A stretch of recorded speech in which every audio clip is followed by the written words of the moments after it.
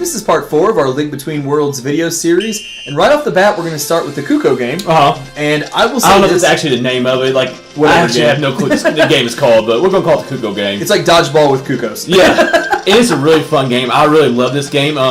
Especially compared to Minish Cap's Kuko game. Oh, that was horrible. That one was horrible. Now, you will see me fail here in a little while, which usually I cut those things out, but I was kind of just like, we'll just leave it in. It was actually kind of entertaining, I will say. The corners in this game are a dangerous game. You have to keep moving. You just have to keep moving. It's very easy to avoid enemies in the corners, but at the same time, you can't see them coming as quickly because, especially from the bottom, not a lot of screen real estate. there's like not a lot. That's a very good word right there. It's not a lot of screen real estate where you see them coming. And I will say, I really like the music as you're playing that game. Oh, I do too. Now, I think some other games will also have that music later on. I believe the race, when we race somebody later on, I believe that minigame also has that kind of music. I feel like that's a common theme in the Zelda games. Like, all the mini-games within a particular game will have Okay, I thought you were going to say, No, not across games. Okay, that's what you're going to say. Yeah. I was like, no, this is the first time I've actually heard this music in a Zelda game. No, those are some fat Kukos. Yeah, those things are huge, and that's where the corner got me right there. That guy came out of nowhere. You had no time to dodge him in your defense. That's what I was saying. Like, it's really the corners are like a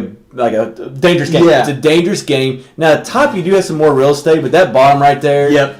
But later on, I do get my revenge because I remember like behind the scenes, I showed you what I do later on. Yeah. It's like Barry Sanders out there in the Kuko pin. Now, how many do you have to get? How many times do you have to beat it to 3. Your heart? When you get to third stage. Now, we ran out of rupees right there, so I just didn't do it again. But when you beat the third level, which I believe is Rooster, that's when you get the heart piece. That would make sense because you had Egg, then Chick, then Rooster. Yeah. Mm-hmm. Now, this witch is actually Irene, thank you, is actually going to serve a pretty important purpose throughout the game, but we'll get into that a little bit later. I don't think we really get our advantage, I guess you could call it, till after the Eastern Palace. Man, it just reminds me of in the Oracle games where there's that witch that comes and steals all your stuff. Oracle games? You've not even played the Oracle games. Oh, you played a little bit of Ages. I played most of Ages. Yeah. Man, and that stupid witch that steals your stuff, I'm just really glad Irene was not like that. Oh, God. Okay, I remember that witch. As soon as you started talking about the Oracle games, my mind just went somewhere else, man. I had to go back to my happy place. Oh, those...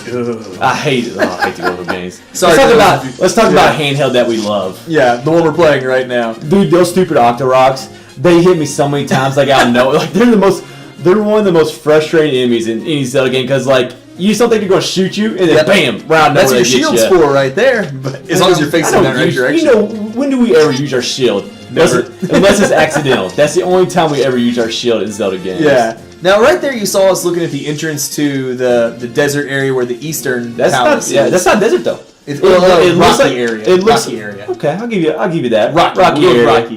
And there were Ravio left a couple signs there, which I thought was kind of neat. But one thing I didn't like about that is the 2 pillars beside the entrance had a picture of the item you'll need to use to get into the dungeon.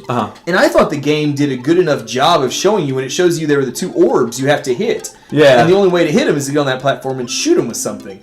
So I didn't like the idea that they put those pictures in there. It's too obvious. Yeah. It's too obvious. I mean, you could also use the boomerang. You could use the bomb if you had good accuracy. I mean, so it allowed you to play around with some different weapons, I guess you could say. But I didn't have that big of a problem with it. I feel like it's beating you over the head with, hey, here's what you have to use in this dungeon. But I guess the flip side of that, though... Would you want to be Legend of Zelda where you had to just go around burning 100 bushes? Burning every bush in the game? Well, I mean, I guess the flip side of that is, it saves you from having to make too many trips back. If you don't have all the items, it saves you from having to make too many trips back to Ravio to load up on the items. I don't think you really need to bow in the next dungeon that much. Yeah, you probably do. Now that said, you probably do need that item. And I love the energy gauge. I did too. I thought it was well implemented. I thought it was better than using ammo like arrows. Although, man, there's some weapons that really make that thing go down quickly. Bombs, in general, make it like halfway down. Yeah, that's true. And we get the upgrade to the bombs later. Oh, God. We can upgrade a bunch of our items. Duh. We get that in most Zelda games, but the upgrade items are even worse. But I believe in this game, isn't there like a stamina thing you can get that improves, either makes it longer or it makes it like uses less. It uses less. Okay, like uses half of it or something like that. Or does it extend it? That's good. No, now I'm trying to remember. I don't think it's extended because I don't remember a big old long pink bar on the side of the screen. I think it just it might only be. It's like the magic bar, like in Link to the Past when you go on top of that bat. He does the half magic thing. I think it's the same thing where you're going to use like half of the I think so too. I think you're right. That's what you used before. Which is very handy because, like you said, some of those items do like 2 swings and it's empty. It's just nice to get it though, you know. Like, yep. I mean, it feels like we're kind of like actually like playing the game now. We're getting into it now. Like we had all the cutscenes, we had to go talk to some people. Yep. Now it feels like we got a weapon. We're going to the first dungeon. We're actually playing the game. We're in the meat of a Zelda game now. Because for like a 2D game, I mean, there was a lot of text, like cutscenes and stuff, which, I mean, it sets the game up well, but, I mean, like, I just want to get to playing the game. Me too, me too. And that's a knock on a few Zelda games, though, where it takes so Twilight long. Princess of the Skyward Sword, where it's like 2 hours before you get to the next part. That's bad. I thought Twilight Princess, all there was the forest. I thought the whole game was the forest. That's the whole game. But yeah, no, I'm thinking more and more about like the sign that shows you this stuff. I'm okay with it. You know, in hindsight, after we talked about it a little bit, I'm okay with it. And here's Osfala, which is sriracha sauce's apprentice, right? Yeah. And he has an attitude. Oh, I like it. It reminds me a lot of Groose. Oh yes. And also, you didn't say cockiness. I don't know if you're that far in probably not. Phantom Hourglass, but there's a character called Limbeck that he's kind of. Is that Captain? Yeah, I've met him. Yeah, but he's kind of got that cocky attitude, which I was like, hey, Link, I got this, buddy. He's like, I'm a descendant of the sages. I'm good to go.